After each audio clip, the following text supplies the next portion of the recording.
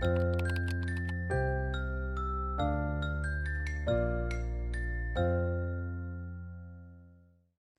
is the Registered Behavior Technician course presented by Shaza Attar. The course content was created by Shaza Attar and is the property of Autism Therapy and Training, Inc. All rights are reserved. This training program is based on the Behavior Analyst Certification Board 2018 RBT Task List 2nd Edition and is designed to meet the 40-hour training requirement for the RBT credential. The program is offered independent of the BACB. Remember, in each class, we will have our active listening, a quiz, and a competency assessment. Hello everyone, and welcome back to another great topic. This is one of my favorites because we're talking about teaching and really the process of teaching. Today, we'll be discussing implementing discrete trial teaching procedures. I'm going to break down what a discrete trial is and how it looks in practice. Remember, this is about your ability to implement it. Everything we've talked about, and not just understanding the theory of it, but really being able to implement it. So let's have some fun. Smith said in his 2001 article, "Discrete trial training is one of the most important instructional methods for children with autism." Discrete trial training, or intensive trial training, is one of the most used teaching methods in ABA with children diagnosed with autism. For years, I've been working with young children with autism, and this is the method that we use all the time, along with natural environment teaching. We've been discussing lots in this RBT training, really preparing you for the field and the work that you'll be doing. Now it's about putting it all together and focusing on teaching. Remember, our ultimate goal is to teach. We want to focus on socially significant behaviors that will improve your client's quality of life. Teaching children was the highlight of my day. Watching them learn something new and using it was incredible. As an instructor therapist for many years, it was what I waited for, sitting in that little chair, singing songs and dancing with the kids. Teaching was fun, and I really believe it should be fun. Your learner's success will make you feel successful. Every learner's success is measured differently. Some may take big leaps while other learners improve gradually. It's important for us to see every little success and celebrate it. I've had so many learners that couldn't speak, and when they initially echoed their first sound in therapy, it was our biggest celebration. We need to celebrate those moments and be sure to share them with the learner's parents and the team. These moments bring great joy to everyone. I want to recap from our previous classes. As an RBT, you want to be the best that you can be. You want to focus on your learner when teaching. Simple enough, right? Well, sometimes we all lose focus. Sometimes we attend to internal wants and needs. I bring this up because we are all humans, but we have to refocus and ask ourselves, why? Why am I doing this? Why am I here? The answer should be for the person you're caring for. Remember, as a healthcare professional and educator, our job is to serve our clients and give them the absolute best. Your devotion and dedication to your client. You need to be prepared for your session. We talked about gathering the items you need for teaching, reviewing the acquisition plans, understanding what you need to do before teaching and before you jump into the chair with your learner. Assess potential reinforcers will make your life so much easier. We talked about different methods of assessing motivation. We talked about contingencies of reinforcement. Understand how the reinforcer will impact behavior. And when you have established strong reinforcers and use them accurately, you'll begin to shape behavior and see great improvements. And of course, always explore new reinforcers. Be creative and fun. You, yourself, can be a reinforcer. So before you start teaching, ask yourself, what am I teaching? Why am I teaching it? Where do I teach this skill? When do I teach this skill? How do I teach it? How do I collect data and graph it? Who will monitor the skill and progress? These are important questions. You have a responsibility to your client. In my experience, I found when a therapist understands the program and is involved in the creation of it, they implement it more accurately versus a therapist who receives a program and is asked to run it. I'd like to explain what we're teaching, what we're testing, and so on. So think about these questions and talk to your supervisor about them if you're unsure. So let's talk teaching. Discrete Trial Training, DTT, was developed by Dr. Lovas, which is an instructor-led teaching method. Intensive Trial Training, ITT, another term used in verbal behavior, which uses discrete trials. This is a teaching approach that is composed of an RBT, or the instructor, and the learner. Research has shown the positive effects of DTT for children who have autism.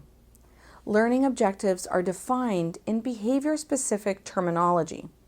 Acquisition criteria are established, and progress is measured through continuous data collection. Many educational settings for children with autism incorporate discrete trials as a major component of service delivery. DTT or ITT, this often occurs at the table. Lovas had children doing 30 to 40 hours of therapy a week. Studies were conducted and found that children did benefit and were learning and developing. In one study, 24 children with autism receiving intensive teaching in a clinic setting versus a parent-directed group. After 4 years of treatment, both groups had similar results in cognitive, language, adaptive, social, and academic measures. 48% of all children showed rapid learning, achieved average post-treatment scores, and at age 7 were succeeding in a regular education classroom. They found that their results were similar to Lovas's study in 1987 and 1993.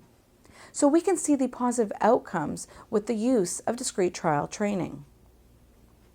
In my years of running intensive behavior intervention, IBI, I've had many young children that were unable to speak, were not engaged in their everyday life, and those that had high rates of problem behaviors.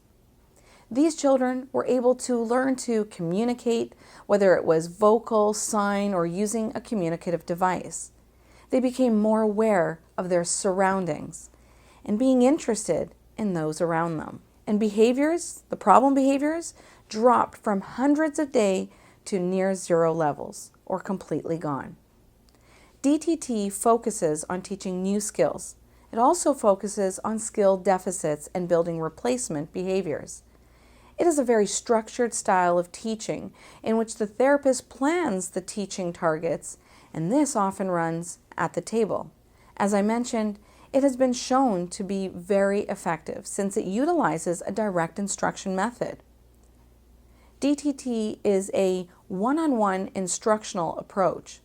Skills are taught in a planned, controlled, and systematic manner, and often taught in small, repeated trials. Okay, let's take a break and do a Scrabble word. The word is épée, spelled E-P-E-E, which is a pointed sword that is used in fencing. Okay, let's continue. Let's break down a discrete trial. A discrete trial has a clear beginning and end.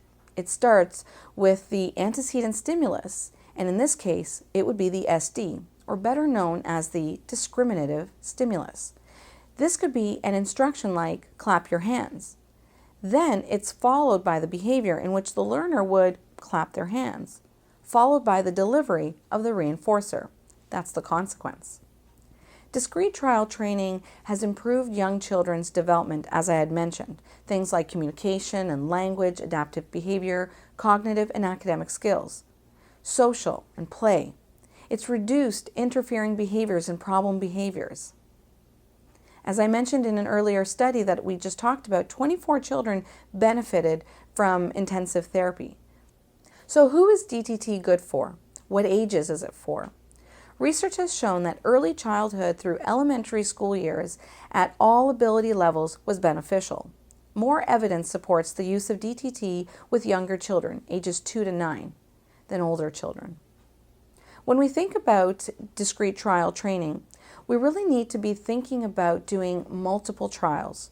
For some children, hundreds of trials are needed to start seeing progress, while for others, maybe less.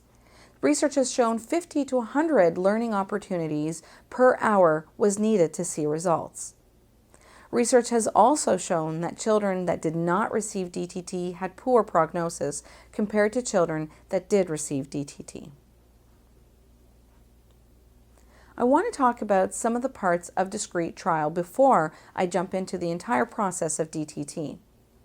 A very important element of DTT is the discriminative stimulus, also known as the SD. The SD signals the availability of reinforcement for a particular response. It is an antecedent condition that evokes a response that leads to reinforcement. When you see a Tim Hortons sign, this signals the availability of coffee, which leads you to go to the drive-thru and order your cup of coffee. Think about when you are really hungry and you see a McDonald's sign.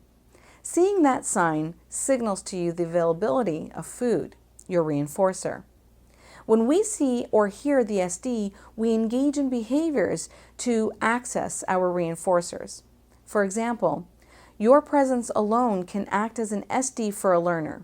Seeing you signals reinforcers will be made available.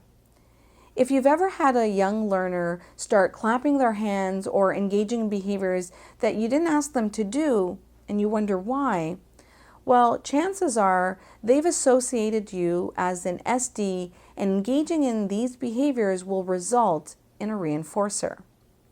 Now, in teaching, this could be a problem because you don't want your learner to say a word or clap their hands because they want a reinforcer.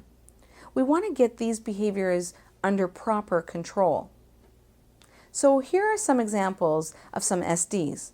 The first is a phone ringing. The behavior is picking up the phone, and the consequence is speaking to, let's say, your boyfriend or girlfriend. Another example is seeing an icy road. Your behavior is slowing down, and the consequence is arriving home safely. Or telling a child to clap their hands. They clap and receive a reinforcer. So I was telling you that we want the behavior to be under proper control. This is known as stimulus control, which is when the behavior occurs in the presence of the SD. If I asked you to tell me your name, or if I say, "What's your name?" I would want you to be able to say your name no matter how I phrase it. Given the SD, the correct behavior will follow. If the correct behavior does not occur, this behavior would not be under stimulus control. Going back to the example of the learner clapping when they see you, the behavior of the clapping is not under the correct antecedent stimulus. Just because you're there doesn't mean a reinforcer will always follow after they clap. Something to keep in mind. Our goal as practitioners teaching children to learn new behaviors is to get those behaviors to occur under the correct antecedent stimulus and to attend to the right SD. Children with autism may attend to too many things or the wrong things during teaching. For example, they may be attending to your presence or a part of the picture card being used and not on the actual picture or phrase you are saying. Suppose you tell your learner to put their arms up and they stand up. Is the behavior under stimulus control? Well, the answer is no, it's not. They heard up, and in the past, something up was reinforced when they stood up, but not when teaching arms up. The child is not attending to the entire phrase and engaging in the incorrect behavior. What if you asked your learner to label an item and you said, "What is it?" The child said ball and took it. Is the behavior under stimulus control? Well, the child said ball, but took the ball. This appears as if the child is requesting for the ball rather than just labeling it. So the behavior is not under stimulus control. The learner should label it, and I can put the ball away without them getting it. Remember our teaching targets.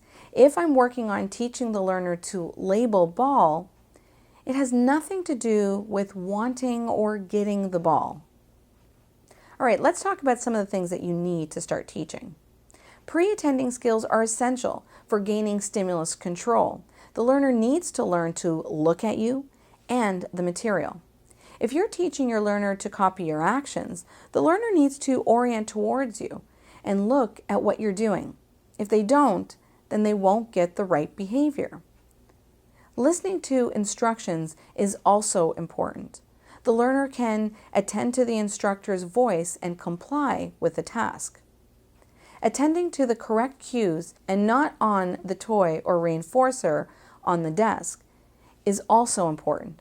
I want the learner to focus on me and not the reinforcer. Instructional control is a big aspect of teaching. I want to be able to say things and my learner stops, looks, and listens.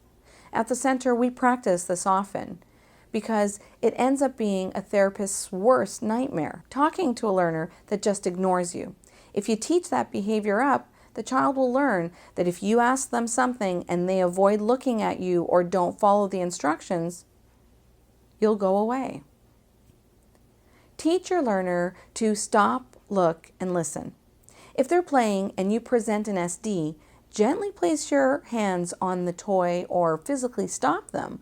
Wait for eye contact and present your SD again. Then reinforce their compliance.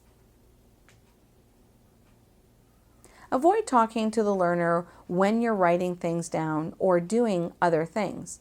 Modeling this behavior could show your learner that my body is oriented away from you and I'm not looking at you, and that's acceptable. It's not.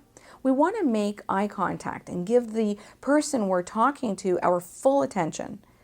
Avoid asking the learner questions while they are playing and not following through with getting a response. For example, the learner is playing and someone says, "Are you playing with trains?" The learner doesn't look up and doesn't acknowledge. The person walks away. Many will often say, "Well, it's the autism," but autism is not ignoring you. That's a behavior. The way I interact with someone reinforces those kinds of behaviors.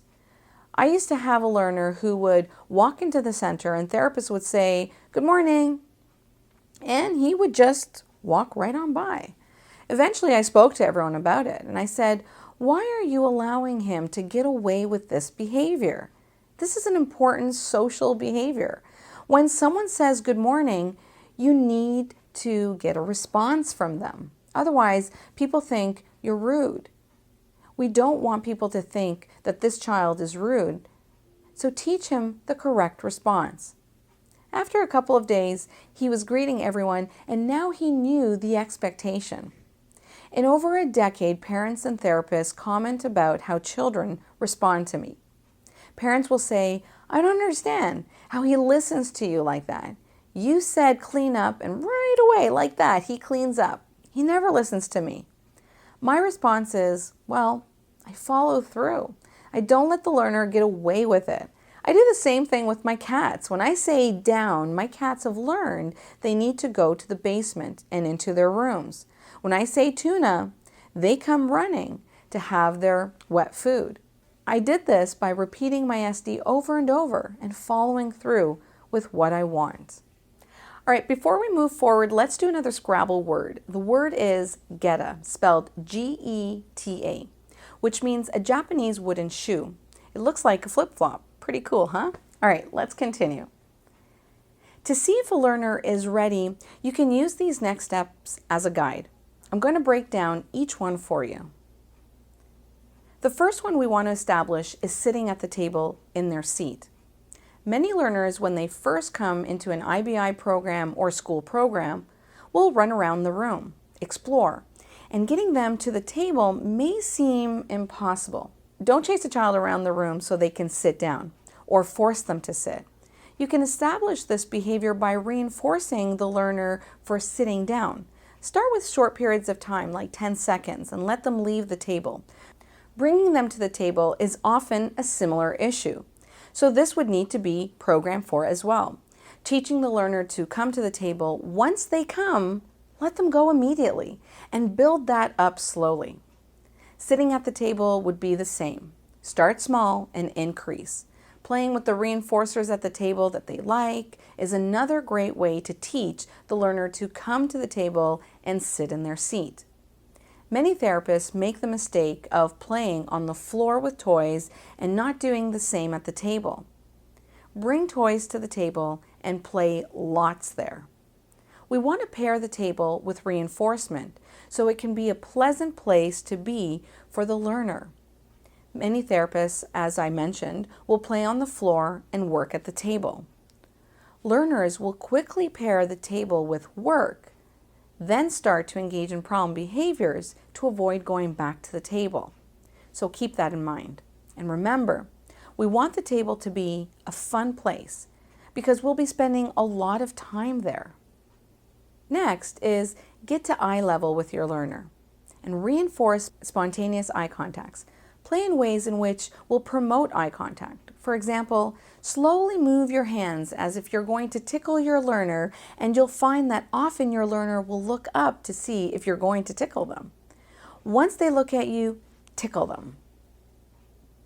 You may even use edibles to reinforce natural moments of eye contact. Avoid holding reinforcers to your eye level or using gestures to get your learners to look at you. These can be hard to fade, and a learner may copy your action, tap near their eye, and so on. You want to also call the learner's name and reinforce when they look at you. You may need to guide the learner's head gently towards you when you call their name. Once eye contact is made, reinforce. Keeping hands on the table or their lap.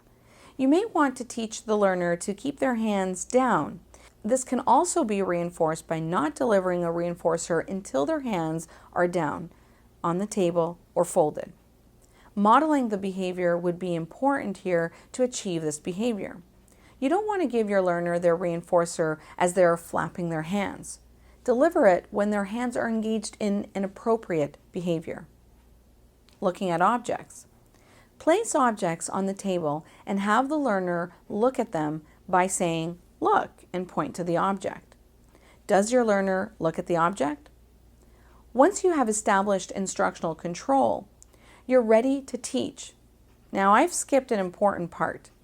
You can't establish instructional control or teach if you haven't paired with your learner. In our pairing class, I'll talk about a step-by-step way of the pairing process, because if you take a new learner and start placing demands on them, good luck. Your learner will be out the door. You need to pair with them first, gain instructional control, then teach. To gain that stimulus control, you need to reduce distractions. This may be done by providing edible reinforcers freely and consistently so that the learner is not focused on when they get the item, but rather on attending to instructions. You may also remove toys, turn the iPad off or away and computers away, volumes down, position the child's chair in a way that they are not distracted in their environment. Keep your teaching at a fast pace to decrease off-task behaviors and downtime. Keeping the momentum going. Reinforce appropriate behaviors, on-task behaviors, reinforced responses to instructions, provide sufficient breaks, and access to reinforcers. So let's go through the steps of teaching. 1. Conduct a preference assessment. 2. Present clear instructions. 3. Stick to the schedule of reinforcement. 4. Intersperse easy and difficult tasks. 5. Prompt new behaviors. And 6. Reinforce. All right, let's go through them. Conduct a preference assessment. Your supervisor will help you select the right one based on your learner. You should do these assessments a few times to get that hierarchy as well. Conducting them often, since motivation changes from week to week, month to month, and so on. You want to ensure you have a wide range of reinforcers. If your learner likes 5 things, that's a problem. You want to have at least 15 to 20 different items. You want to be able to rotate those items based on the procedures I've described in our preference assessment class. Now, present clear instructions. Remember, you want to ensure your learner is attending to you. When you're about to teach, you'll need to remove the reinforcers. The learner can put them in a bin, or you can put them to the side on the table. If they were playing on the floor, you'll need to call them back to the table. So remember, they need to have these skills first before moving into this style of teaching. Give clear instructions. Use short phrases and make it a statement, not a question. Do you want to clean up? No, that's not an instruction. That's a question. The learner will say, nope. Now you'll say, well, should I follow through? No. You should phrase it as a statement and save yourself. Don't fall into these mistakes. Generalize the SD. Don't say it one way. Say it many ways. Clap. Clap your hands. Show me clapping. And so do this. Say dog. Dog. What's this? It's a fox. Show me the banana. What's this? It's a koala. Great, do this. Where's the bear? Do this. Where's the penguin? Find the alligator. What color is this? It's purple. Very good. Now I want you guys to notice that I'm changing up my SD. My pace is going pretty fast, or as fast as I can, where the learner can still respond. I don't want to go too fast for them or too slow, because I don't want to lose them either. Stick to your schedule of reinforcement. If you don't know what it is, find out. On our daily sheet, we indicate whether it's a VR3 or a VR6. If you don't reinforce the learner on their correct schedule of reinforcement, you'll get learners that escape the table or engage in problem behaviors. Many kids starting at the table may start with a dense schedule of reinforcement and get reinforced every 30 seconds or every 3 responses. Provide those breaks based on that schedule. Be sure to speak to your supervisor about this. I had a mom that was teaching her son to read, and she complained that he was engaging in escape-motivated behaviors when they were at the table and wasn't listening to her. I asked her, well, how long is he sitting during these lessons? And she said, well, about 30 minutes or so. He's 3 years old. Most 3-year-olds can't even sit for that long anyways. So we need to be realistic with our requirements and build our learners up successfully. When teaching, we want to keep in mind what kind of behaviors we are working on. Is it a new skill or one that has been mastered? New behaviors are behaviors that are being taught, often more difficult ones, that require prompting, and to be placed on a continuous schedule of reinforcement. These are low probability behaviors. Previously acquired behaviors are behaviors that are mastered, easy for the learner, no longer require prompting, and are on an intermittent schedule of reinforcement. These are high probability behaviors. When teaching, avoid running difficult trials back to back, or only running difficult trials. Your learner will engage in problem behaviors to escape this aversive teaching style.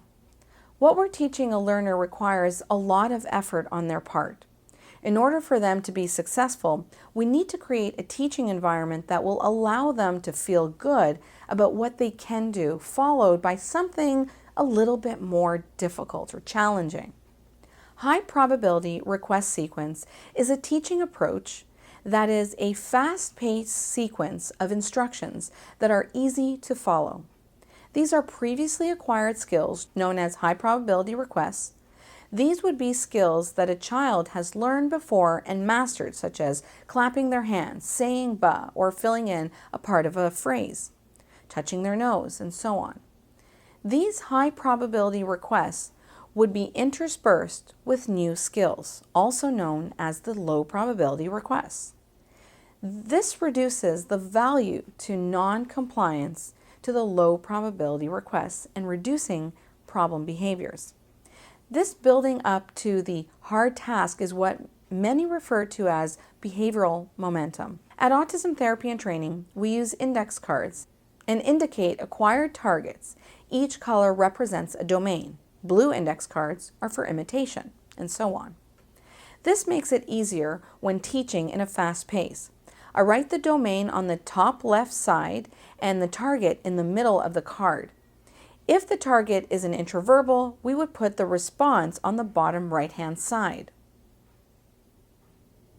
Now you'll notice with the index cards that I haven't indicated the SD, such as show me for a receptive skill. If you indicate the SD, or the phrase that we're using, those that are running the targets will stick to that SD or phrase and will not vary it. That's a problem you want to avoid.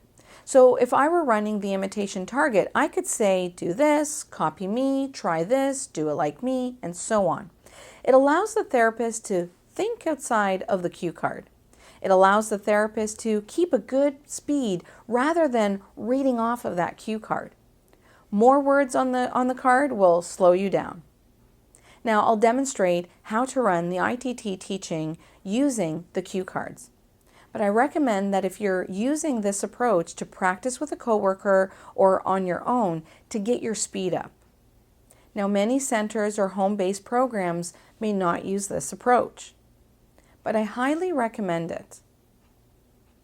Before I show you an example of ITT using the cue cards, let's do a secret word. The word is bunny. B-U-N-N-Y. As you're doing ITT, you want to be as quick as a bunny. Okay, let me show you how it's done. Today we're going to do some imitation cards and we're going to show you guys how to go through a nice flow at your table with your learner. Are you ready? Yeah. All right, give me a high five. Let's get started. Do this. Do this. Do this. Do this. Do this. Do this. Do this. Good job. And now I'm going to show you guys receptive. All right, here we go. We're going to do some receptive instructions. Yes. Show me your ears. Touch your eyes. Show me your mouth. Find your nose. Where's your chin? Show me waving. Show me blowing. And where's your head? Very good. Good job. Find the penguin. Show me the zebra. Where's the banana? Can you find the bear? Where's the bunny? Oh, let's try that one more time. Where's the bunny? You got it. Good job. And find the alligator. Good work. High five. Okay. All right, everybody. So let's move on to our next domain, which is attacked. And this is how I like to typically do it. Have my cards on the table, and then I'm just going to flip through, show, and then I usually flip them down. Okay, here we go. Are you ready? What is it? It's a banana. What is it? It's an alligator. What is it? It's a bear. What is it? It's a bunny. What's this? It's a zebra. Tell me what this one is. It's a penguin. You got it. The next one we're going to do is an intraverbal response. Okay, here we go. Are you ready? Yeah. What does a cat say? Meow. And where can you find bananas? In a store. Tell me something that has wings. A bird. You got it. Very good. Okay, now what we're going to do is we're going to put it all together for you, but I'm also going to add in some conditional questions and yes/no questions, so pay attention to that as I go through it. We have our nice messy array. We've got our learner, and we're ready to go. You ready? Yeah. All right, here we go. Say dog. Dog. What's this? It's a fox. Show me the banana. What's this? It's a koala. Great, do this. Where's the bear? Do this. Where's the penguin? Find the alligator. What color is this? It's purple. Very good. Now I want you guys to notice that I'm changing up my SD. My pace is going pretty fast, or as fast as I can, where the learner can still respond. I don't want to go too fast for them or too slow because I don't want to lose them either. Find the zebra. Where's the banana? Is this a cat? No. Is this an alligator or a monkey? It's an alligator. You got that right. And what's this? It's a bear. Good. What's this? It's a bike. And say apple. Apple. And touch your eyes. What's this? It's a king. Good. Is this a circle or a triangle? It's a triangle. And is this a cat? No. Is this a dog? No. Is this purple? No. Is it a penguin? Yeah. Yeah, you got it. Do this. Very good. Okay. Now I want you guys to pay attention to the eye contact, okay? Do this. And show me the bear. Great. And where's the zebra? Great. What color is this? It's a yellow banana. Well, but what color is it? Oh, yellow. It is yellow. Very good. And what's this? It's a bunny. Very good. All right. So I want you guys to pay attention to the eye contact here and my reinforcement. All right, here we go. Touch your nose. Very good. What's this? It's a bear. Good. And tell me what this is. It's a banana. Nice job. And what color is this? It's black and white. Okay, here we go. Ready? Say brother. Brother. Show me your rubbing hands. Where's the bear? Find the bike. Where's the triangle? Show me your ears. Do this. Are you ready? Yes. Okay. Show me waving. Good job. And find the triangle. What is it? A cow. Good. And what's this? A fish. And what's that? Crab. And what color is that? Purple. Good. Are these pants or a shirt? Pants. And what does this have? It has 2 wheels and the pedals. Yeah, it has 2 wheels. Very good. And do this. And show me your elbow. Great job. Can you find your fingers for me? Good. High 10. Boom, boom, boom. And the fire truck. When using this method of teaching, all domains are intermixed. Tact, receptive, imitation, and so on. Receptive picture cards are placed in an array of 3 or 4 on the table. You can do more. Tact picture cards are also interspersed during ITT. Place all your cards in an index box. We often call this our HP box. Stands for high probability box. We often place dividers in between the cards, labeling HP for the acquired skills. If you're placing any targets, your program targets, in the same box, then you can label the divider as targets so your team knows and they don't mix them up. I want you to notice that I'm interspersing my domains, doing an imitation, tact, receptive, and so on. I rotate amongst the cards so that I'm not doing one domain back to back, but rather switching between the domains. This makes it easier to go faster. As I'm doing my receptive picture card, I'm looking at my next high probability card, then preparing for my tact card, and so on. You do need to be careful because sometimes the learner will make a mistake, so you need to also listen to the responses. If you can catch the mistake, be sure to go back and correct the error. The most important advice I can give anyone is to be present and in the moment, really attentive to everything that's going on. This takes a lot of practice, so I do recommend that you practice at home or with a coworker until you get faster. Don't worry, you'll get there. I'm going to slow down the video and I want you to observe my behavior. Observe how I'm preparing my next target while the learner is responding.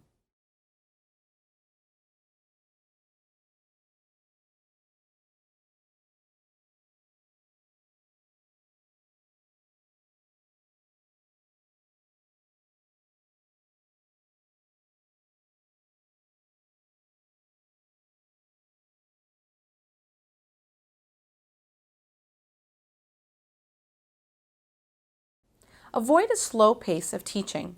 The reason for this is a learner can go off task or begin engaging in escape-like behaviors. By keeping a fast pace, it keeps the learner attentive and unable to engage in other behaviors. Avoid saying "good job" after each trial. That slows you down and again allows the learner time to engage in other behaviors, unwanted behaviors, at the table. Keep a steady pace and build momentum.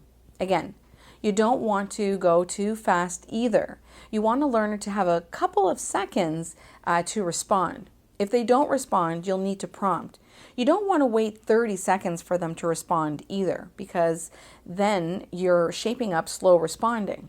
Be sure to reinforce immediately and after good responses. Remember to watch out for any self-stimulatory behaviors or problem behaviors when you're reinforcing.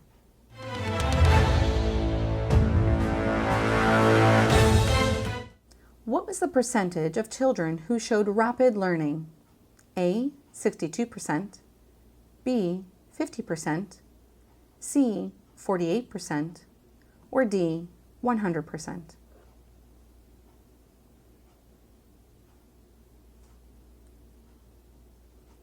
And the correct response is C, 48%. How is discrete trial training implemented? A, through group therapy, B, one-on-one learning, C, non-structured teaching, D, none of the above.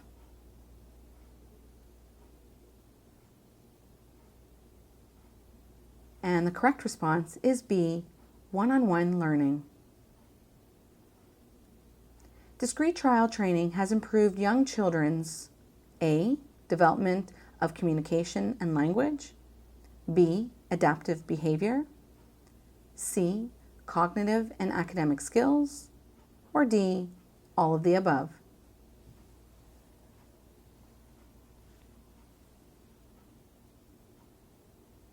And the correct response is D, all of the above.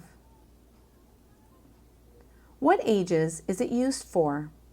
A, infants, 0 to 1 years, B, teenagers, 12 to 18 years, C, adults, 18 plus, or D, early childhood, 2 to 9 years.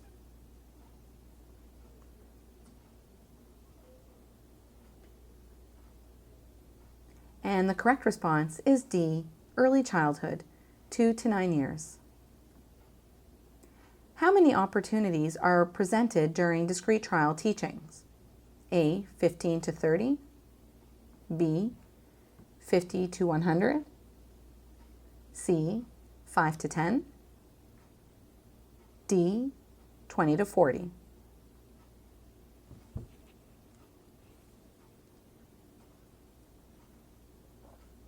And the correct response is B, 50 to 100. What is discriminative stimulus?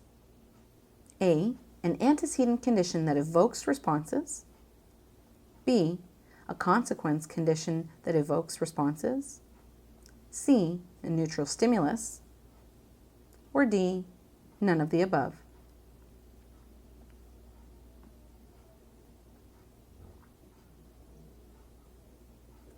And the correct response is A, an antecedent condition that evokes responses. Well done.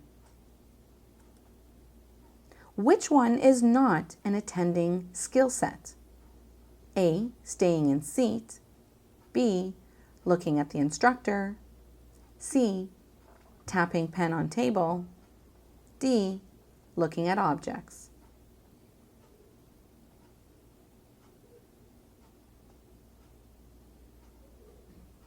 And the correct response is C, tapping pen on table. What is stimulus control? A, when a behavior occurs more often in the presence of S delta. B, when a stimulus occurs more often in the presence of S alpha. C, when a behavior occurs more often in the presence of an SD. Or D, all of the above.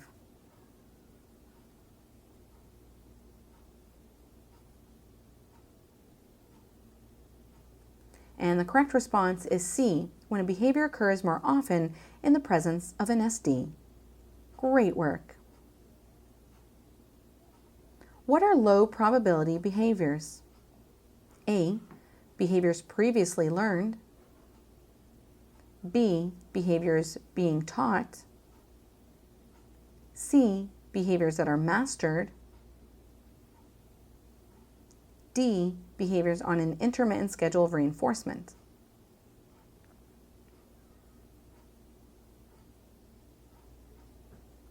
Which answer is not a correct response for the following sentence?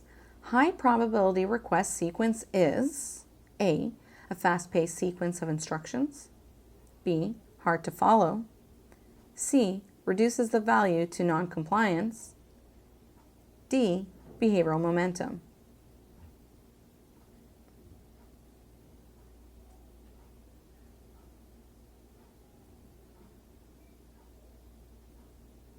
And the correct response is B, hard to follow.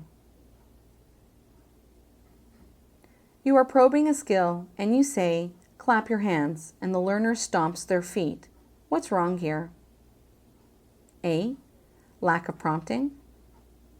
B, lack of stimulus control. C, lack of instructional control. D, all of the above.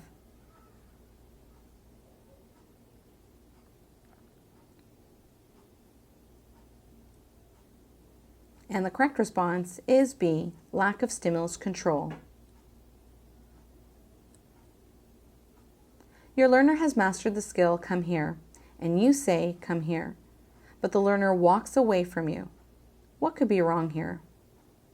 A, lack of prompting. B, lack of stimulus control. C, lack of instructional control. Or D, all of the above.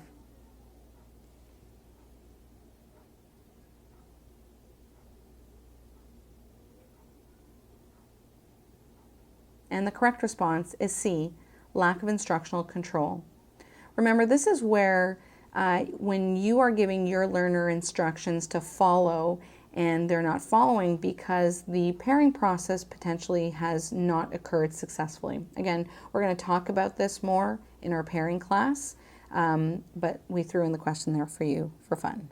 Let's move on. The instructor is teaching a new skill, arms up. She has been teaching it all day. She says arms up, the child stands up. Then she prompts arms up. What could be wrong here? A, lack of prompting. B, lack of stimulus control.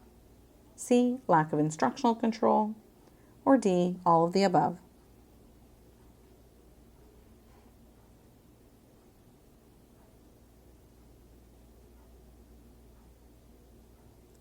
And the correct response is lack of prompting.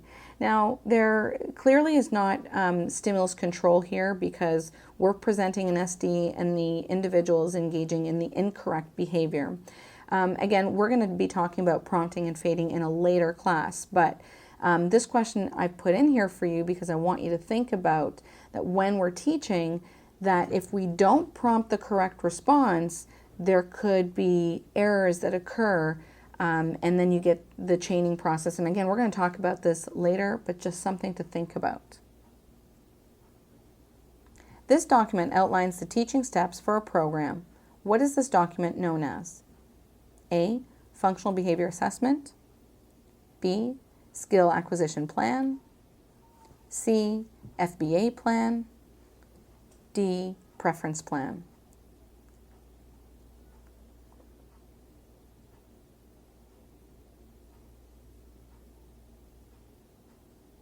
And the correct response is B, skill acquisition plan. Remember, this was from a previous class, and this is the document that you would be reading before teaching a program.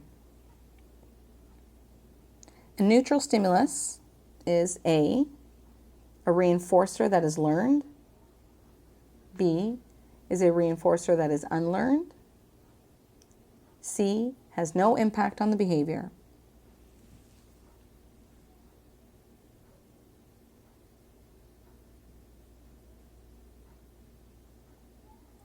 And the correct response is C, has no impact on the behavior. My final thoughts. Teaching is an RBT's top priority. You want to establish new behaviors and ensure that your learner is able to do these skills without your assistance.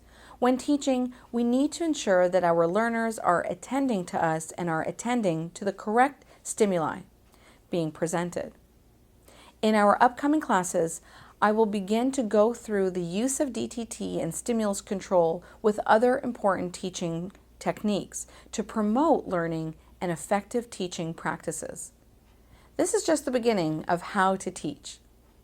I want to break it down so you can learn each part individually, and then we'll merge it all together so that it makes sense and flows naturally for you.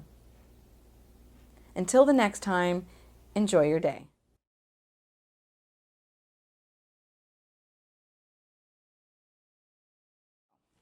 Show me waving. Where's the alligator? Do this. Touch your nose. Where's the... Oh. What color is this? It's yellow. Good, let's do that again. What color is it? It is yellow. Good. And find the penguin. Do this. And do this. And do this.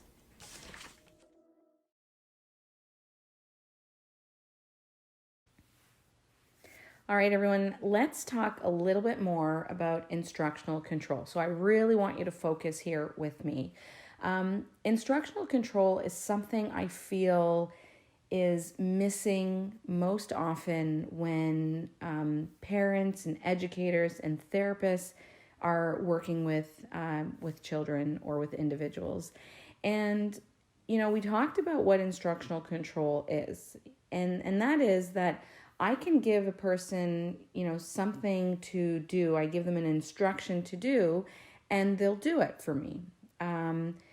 And what happens often in therapy, and, you know, I'm going to talk specifically about therapy, but even with parents, you know, when parents come to me and say, Shaza, you know, I can't seem to get my child to come sit at the dinner table with us, or I can't get, you know, the child into the bathtub, or whatever it may be. And, you know, therapists will often say the same type of thing. And my response is the same. And that is, you need to gain instructional control. The learner needs to learn that you are the giver of things, that you are the one who is in control of those things in their life that you can give them access to. So how do you achieve that? And, you know, why do we want to be these controlling people? Well, see, we're not controlling. What we're trying to do is teach children. And, you know, I'm going to focus on children because that's the population I work with. And, you know, we don't want to be controlling beings, but what we want to do is we want to teach children that when you do something that we ask you to do, good things are going to happen. And one of the first things that we need to do is to build a really strong relationship with our learner and with the child that we're working with. And even if you're the parent, you know, you might be thinking, well, you know, parents, don't they have a great relationship with their children? Well, yeah, they probably do, but they're probably on that next, you know, step and level. But if you're an RBT and you're meeting a child for the first time and, you know, you're going to work with them and play with them, well, the first thing that you need to do is you need to know what they like, and you need to build that relationship first. You need to, you know, what I call follow their lead and go in the environment with them, see what they like to do, observe them, take a look at what toys they gravitate towards. What do they pick up? What do they play with? And how do they play? You know, do they pick up toys and throw them? Do they pick up toys and spin them around? And the reason for this is we want to get into their world and their way of play initially. Then we can start, you know, guiding them to maybe more appropriate ways of play or different ways of playing. So hang in there with me for a moment, because you're probably thinking, wow, she's telling us to control our learners. No. What I'm trying to do is teach you guys to build a relationship with your learner. And if you're already working in the field and you struggle with this, and most often when a new therapist starts with us at the center, this is where they struggle the most. And I can see the frustration in their eyes, and I can see the pain that they're going through, because the child will just basically stand up, turn around, and walk away from them. And, you know, they'll look at me and say, what am I doing wrong? Why can't I get this right? And again, I say, you need instructional control. And so the first thing that you're going to do is identify reinforcers in their environment. You want to know what they like, how they play with it, and so on. And again, follow their lead. Watch them, look closely, interact with them slowly. And this is a part of that pairing phase that I talked about. Now, once you've established what reinforcers they like, the next thing that you want to do is you want to start controlling the items that are in the environment that the child has. So don't control every single thing, but take some of the really highly reinforcing items, such as maybe their snacks, like, if they have like their goldfish crackers and their gummies or whatever it is that they get, control those and keep them out of reach. And that's what I mean by control. Keep them out of reach, because if they get it freely, then they don't need you. And what we're trying to build here is that relationship, that good things come from you, and in order for me to get that item, I need to go through you. And that's what you're trying to build, that kind of relationship. And that's what you're controlling. You're not controlling your learner by making them do things all day and all night, although, you may feel like, well, as a parent or as an RBT, well, that's kind of what I'm doing. But, what it is that you're building that relationship. And with any relationship, there's a give and there's a take. We need our learners to learn. That's our job. That's our duty, is to teach them, to reduce problem behavior, to help them get to a place where they can be independent and function on their own without us. And as a parent, it's the same thing. Parents are a part of their child's life, for so many years. And then eventually they start to fade themselves out of their life as they become older. And that's what we want to do. We want to build that solid foundation initially so that they can grow up to be independent, beings, and they can do their own thing at that point. So we've identified the reinforcers. The next thing we're going to do is we're going to start controlling our environment and those reinforcers. And that means that items need to be up on high shelves. Things need to be, in maybe closets where they can't reach them. Or, if you're playing on the floor, maybe they're in a bin behind your back. Whatever it may be, you want to control the reinforcers. And I was saying, snacks is a good one because that's a really good way to pair yourself. And again, you don't want them to have free access to those snacks. You can control them and you can give them, freely, or you can give them, contingent on behavior. And we'll talk about that. That's the next, part really that we want to get to. But initially when you're pairing, you might just be giving that reinforcer freely. Now, remember, we always want to keep ethics in mind. And when we talk about snacks, those are, little treats that children may get, but we're not talking about their food. And anytime that any practitioner tells you to control their food and their needs, their basic needs, then you really want to question that, and you really want to speak up for the sake of that individual, because we don't want to misuse our authority and do something that's incorrect. And we're going to talk about that more when we get to ethics, but I just want you to keep that in mind, that, we're not talking about controlling their food. We're talking about snacks, and we're talking about activities and fun things that they might get as, part of their free time, but nothing that is a basic need. We want to make sure that they always have access to that. So again, we've identified the reinforcers, so that's great. Now we're controlling the reinforcers so that the learner doesn't get access to the reinforcer unless they come through me. So for example, I might give them a toy, but there's no batteries in that toy. So that's a way of controlling the toy and the environment and the reinforcer. And so the child may come to me and, show it to me or whatever, and then I can go, oh yeah, you need some batteries. Let me get you some batteries. And I get some batteries and I put it in, and now that toy works. I might, have, let's say they really love the parachute, and, we have these little parachutes at the center that the kids love. Well, I might take that parachute, put it in a bag, and put it up high on a hook where they can't reach it. So that, again, I'm controlling the environment so that they can access those items through me only. And that's what we're trying to build here. So now we've built the first two parts. The next thing that you want to do that is so important, that I can't stress enough, is you got to be fun.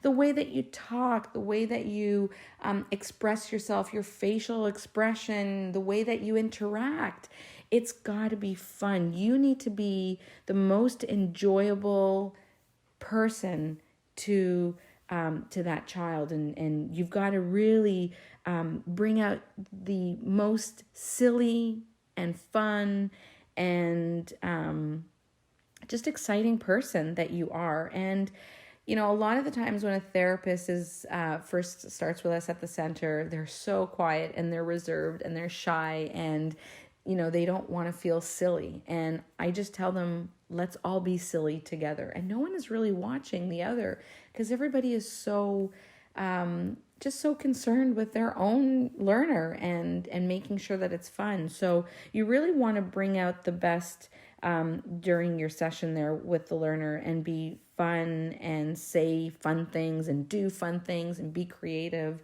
and play with things in a variety of different ways. So, really keep that in mind. If your learner likes music or likes, certain things, make sure that you bring those and then you add fun things to those. So if, for example, your learner likes music, then you might start doing a little dance with them, or then you might jump on the trampoline and do a certain dance to that, So it really depends on your learner, and it depends on what they like. But what you want to do is really get into their world and the way that they play. I had a learner that really liked to sway back and forth, and he would hold something in his hands and he would just rock back and forth, with that item. And he was nonverbal. He was quite delayed. And I remember just everybody. We were working with him at the daycare, and I remember everybody just kind of saying, he's never gonna talk, and he doesn't do very much. All he does is really stim off to the side. And I remember saying, I really, really want this kid to talk. And so I gave him a little piggyback ride, and I put him on my back, and I did the exact same thing that he would do. I rocked back and forth. It was basically his stim, and I was doing it, but he was on my back. And I did my my pairing with him, or my sound pairing with him, the SSPs.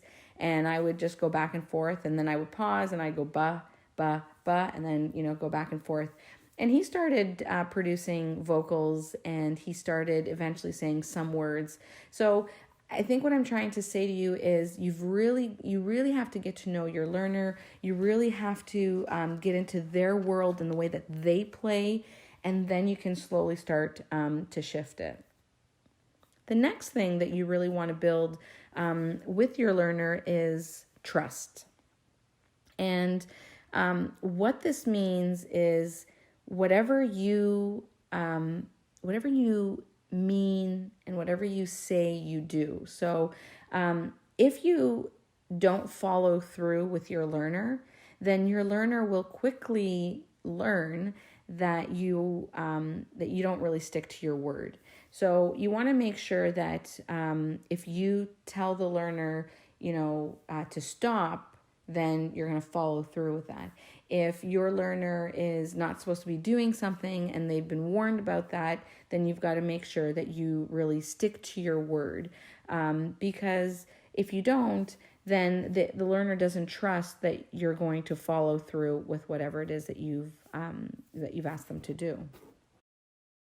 So if you say things like, stop, or come here, or sit down, and the learner doesn't do it, then you're really teaching your learner that you don't need to listen to me. If I say something, I'm not going to follow through and it doesn't really matter. So it's really important that you do follow through. So I think I'm going to caution you here, and I'm going to tell you, be very careful with the things that you say and the things that you tell your learner, because you don't, and this goes for parents too.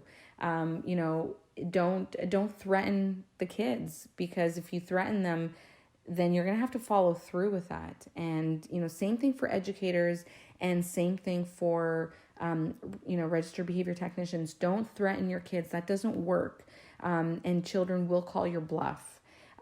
Be someone who if you say to them, come here or stop, or, whatever it may be, then follow through with that so that they really learn that this person is going to follow through. No matter what they say or do, and we'll get to that in just a second. The next thing is that you want to show your learner that by following your directions or instructions, that it is a benefit to them. And what this means is, when I provide you with an instruction, for example, pick up your toys, and you do it, good things come through me. So I will give you time to play. I will give you access to your reinforcer, whatever it may be. But if you don't engage in the thing that I want you to do, then I won't give you that item until you do it. So children will learn very quickly that if they do it, then they'll get, and realistically, most people want their reinforcer. Most people just want access to that item so that they can do their thing. So keep that in mind when you are working with your learner, and the next time that you say pick up your toys and they don't do it, follow through with it. And when they do, then you can say, great work, here's your reinforcer. If they don't, then it's going to delay their reinforcer, which is not something that they want. So keep that in mind as you're working with your learner. In the beginning, you want to be able to reinforce your learners every good move, basically, especially when you're new to them, and especially when you're building that relationship. So if they, put a toy on the floor and, you guys were playing together, you can say, wow, I love how you put the toy there. If you told them to clean up, I love how you're listening to me and you're putting the toys away. If you said, come here, and they came to you, wow, give me a high five. You listen so nicely. You really want to reinforce every good thing that they do. Don't focus. See, a lot of people, what they do is they end up focusing on the problem behavior only. Don't do that. Avoid focusing just on the problem behavior. We can deal with the problem behavior, but I want you to focus on that you are this person who is going to reinforce this person, and that you're building this nice solid foundation of this relationship between you and the individual. So be sure that you are consistent and that you are reinforcing the good behaviors, the things that they engage in that you like. And remember, your reinforcer can be anything that they enjoy. It could be a tickle, it could be a high five, it could be an edible, it could be a big hug, it could be, playing some music, whatever it may be. You really want to think about, what does your learner like? I'm going to give it to them in that moment for listening to me. Then what you start doing is you start to fade that reinforcement. You don't reinforce every single time that they do something for you. Now you might do every second one, or every third one, or every fourth one. But I wouldn't start fading until you really feel that relationship has gotten better for you. So keep that in mind as you're interacting with your learner. And then lastly, I think the most important one is you want to ensure that if your learner engages in problem behavior, that they don't get the reinforcer contingent on that problem behavior. So if your learner is screaming and then you give them the toy, or you say to them, stand up, come here, whatever it might be, and they scream, and then you just go, okay, here you go, here's your toy. They're not complying, they're not listening, they're not following my instructions. Well, now you're teaching them, One, if you scream, I won't follow through. Two, I'm not one to follow through. And three, you're going to get your reinforcer no matter what you do. It should really be that you need to follow the instructions. And if you engage in problem behavior, you're not going to get your preferred item until you do what I've asked you to do. So that really sets the stage for the learners, and they begin to trust you. They begin to have this very respectful relationship with you, actually, that they learn that you mean what you say, and you're not joking around or fooling around here. This is what it is. So really keep that in mind as you're working with your learners. You really want to also focus on your environment. So many times I walk into, therapeutic sessions, and it looks like a tornado hit the room, and there's toys everywhere, and the therapist is like, I can't seem to control the kid because they keep going from one toy to the other, and I can't get them to the table. And, it's so chaotic. And, I always say you've got to, again, control your reinforcers, control your environment. If there's a toy on the floor that they like, and we're trying to work at the table, well, I can just get up, leave the table, and go sit and play with the toy that's on the floor. It's easier than listening to the person who's trying to teach me. But if my room is controlled, and the room that I'm in is controlled, and the reinforcers are not, freely accessible, then I have to go through you in order to get what I want. And so think about the environment that you're in, really control it. Find creative solutions by putting things in bins, putting shelves, and putting things up high. Maybe a cabinet in the classroom that has a lock on it so that the children can't open it, or the individuals can't open it, depending on the age group that you work with. And going back to the problem behavior, you don't want to force your learner to do anything. What you want to do is to teach them to make decisions on their own.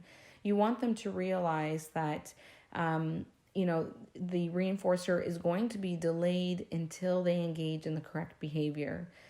Screaming, hitting, crying, shouting, throwing things is not going to result in access to the reinforcer.